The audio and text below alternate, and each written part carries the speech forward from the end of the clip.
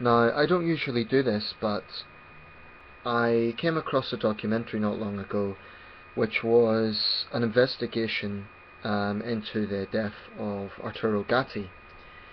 If you don't know who that is, Arturo Gatti was a famous Italian-Canadian boxer who died in mysterious circumstances in 2009 in a hotel in Brazil. He was an immensely popular boxer, never quite elite level, never quite sort of the level of a Sugar Ray Leonard or a Floyd Mayweather, but he was a famous boxer and widely respected in the boxing community for incredible courage and heart. Heart in boxing terms means a guy who is just relentless, always going forward. So he was a very respected figure. And when he died in 2009, the official verdict was never really accepted by his fans. So I came across this documentary, and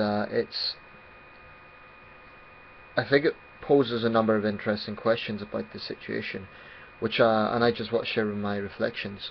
This is not something I usually do, focus on an individual murder case like this, or I shouldn't say that, I should say an individual case like this. But I have to admit it's intriguing, and there's a lot of things that don't quite add up. So basically, to give you a bit of background, as I've already said, Gatti was a very famous boxer. What basically happened was, in 2009, his body was found lifeless in a hotel, a condo, in a Brazilian resort city. I forget the name of the city, but his body was found lifeless. There was a pot of blood, and there was some objects lying around, a knife and a strap. And by the way, I'll put a link to this documentary so you can see for yourself. Now, at the time, what happened was his girlfriend was initially arrested and held for 3 weeks on suspicion of his murder. But she was subsequently released by the Brazilian authorities, and his death was then ruled to be a suicide. Now, to this day, this was 5 years ago, the fans don't accept this. His fans, most of his family don't accept it. I have to say a few things about the documentary. Obviously, it's a 40-minute documentary. There's absolutely no way it can cover absolutely every detail of this case.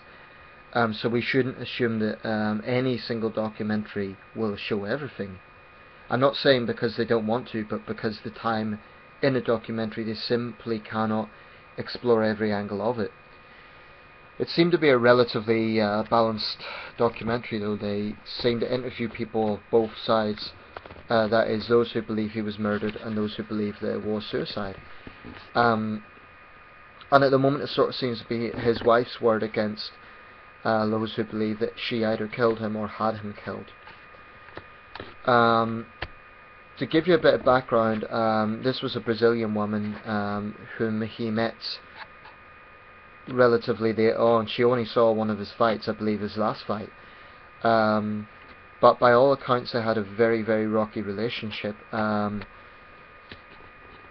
I think it's very important to recognise that in a sport like boxing, the sort of pressures that these guys face, especially when they are sort of dealing with a lot of attention, if they're famous boxers, and the pressure from that is immense. And there's been a lot of boxers who have struggled with problems outside the ring, even world-class fighters. So there's nothing particularly unusual about that. A lot of his fans automatically sort of on the video were saying, oh, she's a gold-digging bitch, she's this and that, and I think they're a little bit biased because they are his fans. Now, as a boxer, I have a lot of respect for Gatti, and I think that goes without saying. As a fighter, he's someone to be hugely respected. But sometimes I think there's a problem that some boxing fans have where they become almost sycophantic, and they cannot kind of conceive that there might be something there that they don't necessarily realise, or they are not being objective about. Now, certainly her body language throughout the documentary is slightly strange. For a woman whose husband died, most of the documentary she's acting way too casual. It just doesn't strike me as someone who is... my line of thinking is if someone is innocent of a crime, they would be very humble and very sort of defensive, of course, but there's just something about her body language that doesn't quite seem right. And basically, she's not entirely helping her own case with the way she's coming across. Her stereotype among Gatti fans is that she's a black widow, and he died 3 weeks after he signed a will. Now there's certainly question marks about that, and she admitted that herself, that it doesn't add up, but she can't explain that. But I think it's important to look at some of the facts that were raised in this documentary about their relationship. First of all, it was a very rocky relationship. And there were some things that she said in the interviews that didn't seem to weigh up with what information was available. For example, she mentioned that they went on honeymoon to Europe and that was a great time, it was all perfect. But there's audio footage of Gatti himself contacting a friend and saying it was hell. So this was clearly a very troubled man. There's no doubt he had serious alcohol problems. Whether he was a full-blown alcoholic, I don't know, but even his friends admit that. This was a man who had a playboy lifestyle, but it went beyond that. He had a drinking problem. Drugs were also mentioned. Now when you have those sort of factors involved, they can never ever be trivialized in relation to being a cause of death. He didn't die from alcoholism, but there's a lot of things that need to be asked about that. One very important thing happened the night before. By the way, the documentary states that they would have sort of ferocious back and forth text messages, and there was domestic violence on both sides. Certainly if the texts that she sent are true, they're pretty heartless things she came out with, such as, "You embarrass me inside and outside the ring." Now, that's the sort of thing that would drive any man over the edge, for his girlfriend or wife to say he's not a real man, to question his courage, that sort of thing. I think that's despicable if it's true. She insists that the arguments are only ever about his drinking. That could also be true, because someone who does have a drinking problem tends to be in denial about it. So we just don't know. I don't like entirely the way that on the documentary, the comments, everyone is sort of automatically believing that she's a liar, she's a gold digger, all this sort of thing, and they're not really looking at some of his character. Arturo Gatti was not a saint. Let's be honest about that. Outside the ring, he was not a saint. He was a heavy drinker, and there is certainly, it sounds like he was a compassionate father, but I don't see that he was a great husband based on what was revealed in this documentary. Now, like I said, we will never know everything, but I just think that there's too many people jumping on a bandwagon and sort of vilifying her without sort of looking at some of the factors. Now, on the night he died, on the morning that he died, apparently what had happened was they had both been out to a pizzeria, and it ended up in yet another argument, and on that occasion Gatti supposedly got violent and threw her to the floor. Now there's police footage that does show her with bruises, which would indicate that's the truth. Anyway, what happened afterwards was a crowd apparently confronted Gatti and threw things at him, including stones, a bicycle. So this was a pretty ugly fracas. Gatti defended himself, and he apparently became the Incredible Hulk. That's a direct quotation. Now, in that fracas, he sustained a head injury, and that was proven by witnesses who were there and by a taxi driver who supposedly brought him home, that he had a head injury.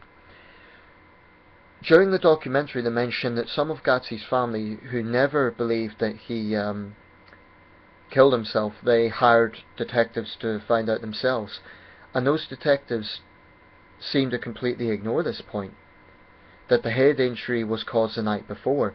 Whereas the assumption is that, oh, there's a head injury, so he didn't kill himself, he must have been murdered. There's several problems with that. One thing is the detectives, when they go there, they say that they got a body movement expert to try this out in a million different ways about if he had hanged himself. They got a dummy that was exact weight and so on, that he would fall, no matter what way they dropped the dummy, it would fall in the same direction. And the way that Gatti was found was in a different position from the way the dummy would always land. In other words, he couldn't have hanged himself. The problem is, and they also mention in the documentary, that evidence had been moved around. So the famous photograph that keeps being shown in this case is not the final position that Arturo Gatti was in. I actually had to watch the documentary twice before I picked that bit up, and that is actually extremely important. So I think a lot of the fans are not really taking that on board. If his body was moved by investigators, that is a critical thing, because it would be a different position from where his body supposedly fell. If he hanged himself, he fell. Now, the problem is, on the other hand, there is suspicious behaviour from Mrs. Gatti. For example, the Gatti family supposedly offered to settle this will 50-50, settle his estate, and she wasn't going to have that. Now that does then into the stereotype that she's a greedy woman who just wants everything. 50-50 to most sane people would seem like a fair sort of offer. But the truth is, it's very hard to know, and I think there's some things. I had to watch this documentary twice. It's not very long, it's about 42 minutes, and the second time round, I have to say, I'm a little bit more of the persuasion that actually, maybe what she is saying is true. Her body language is strange, some of the circumstances are strange, but the evidence does not go against her in terms of what the events of that night.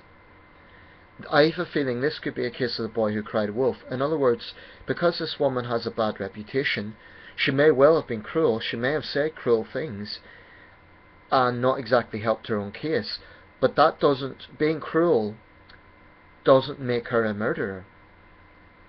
Now, one of the questions that was asked was, when she came down to feed the baby, why did she not call the police when she saw his body slumped on the floor? She says that's because she presumed he was hungover, or he was recovering.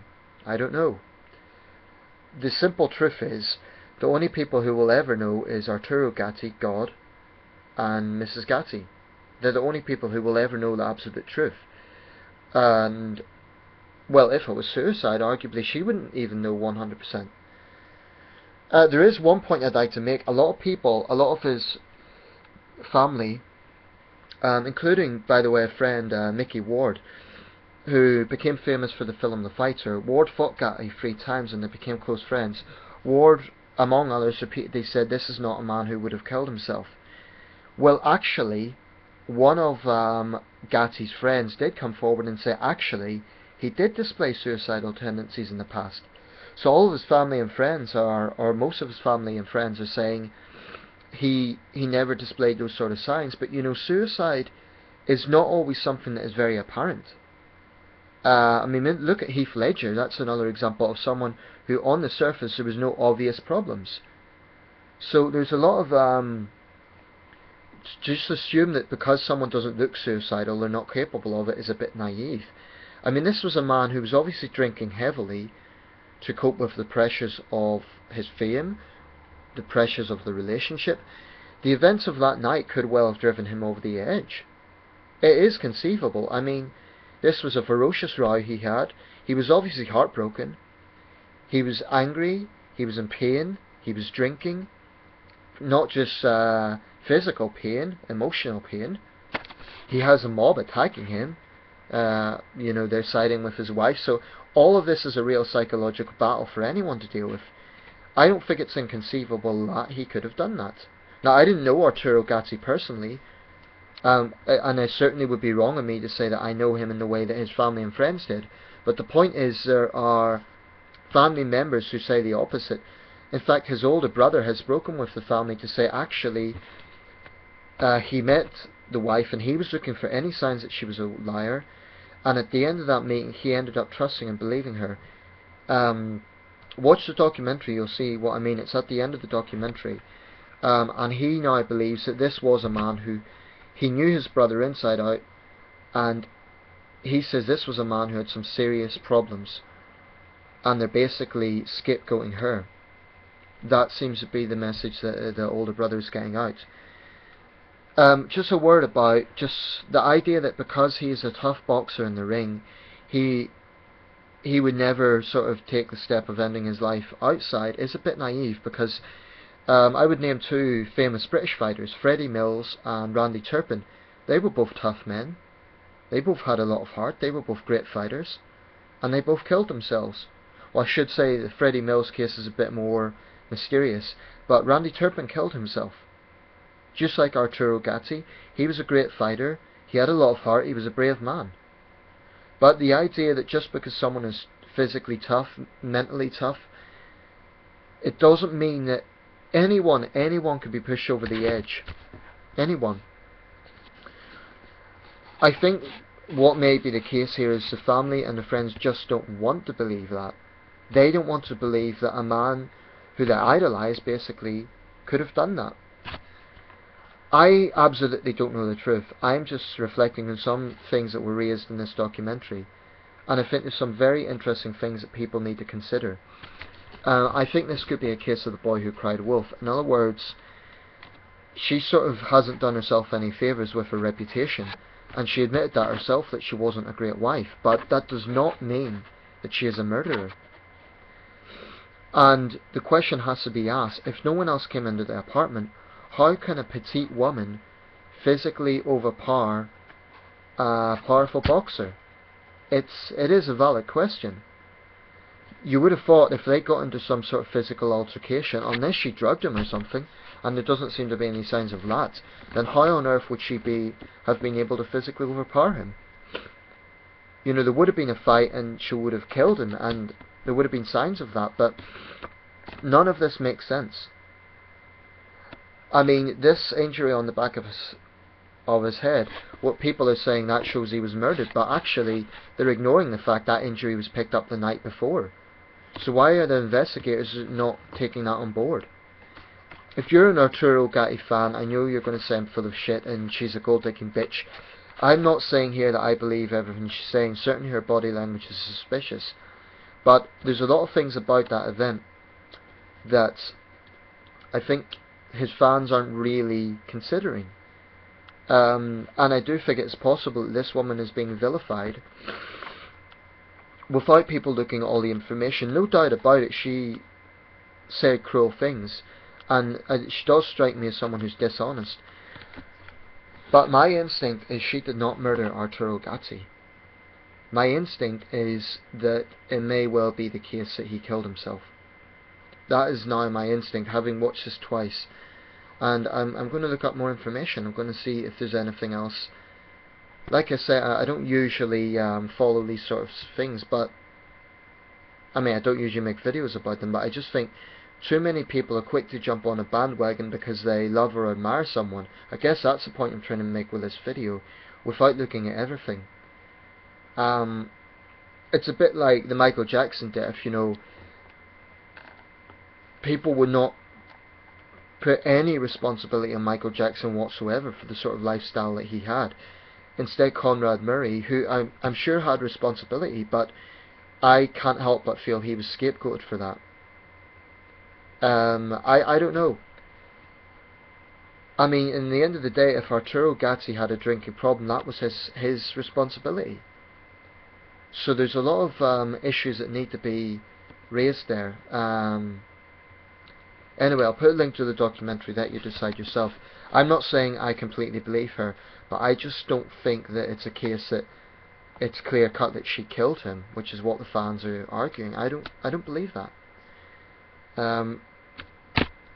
Let you judge for yourself.